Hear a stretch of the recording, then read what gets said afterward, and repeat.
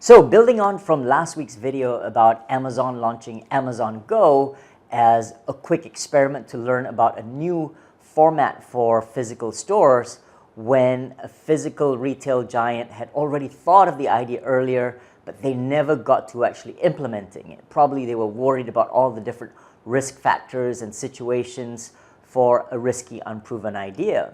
Now, sometimes big corporates do launch a new idea ahead. For example, iflix, when we launched in Malaysia, we weren't the first to bring video on demand services here.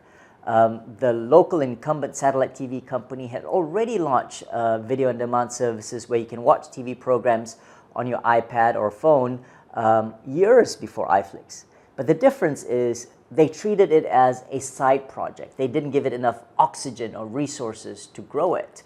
And when you think about it, less than 3 years on, iflix has already scaled to 30 countries across Asia, Middle East, and Africa. And that service with the incumbent satellite TV company still remains a side service because they probably didn't want to cannibalize getting people to pay 15 ringgit a month when the customers are already paying 100 ringgit a month for a service which requires a box and a dish. So here's the thing about launching risky, unproven ideas. You can never try to define at the onset what is the perfect idea with all the details mapped out and the scenarios planned and the risks accounted for. Rather, it's important to focus on the team.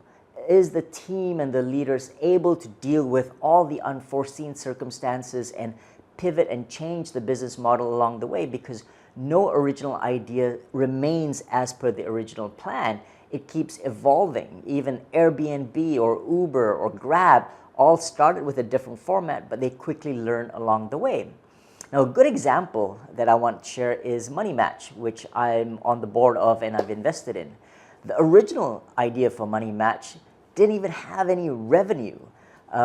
It was just about matching people who wanted to exchange currencies. If you've come back from Australia and you've got extra Australian dollars that you want to change back to ringgit, how do I match you with someone who wants to buy Australian dollars so that you can meet in the middle and save on the currency spread? But how did they make any money? Well, they didn't figure out the revenue model then. But the important thing was just that they focused on a problem that they wanted to solve, a need that was existing in the market, and they launched. And now, in a very short time span, MoneyMatch has a completely different business model where you can use banking transactions online to remit money overseas at a much lower cost than the traditional banking channel.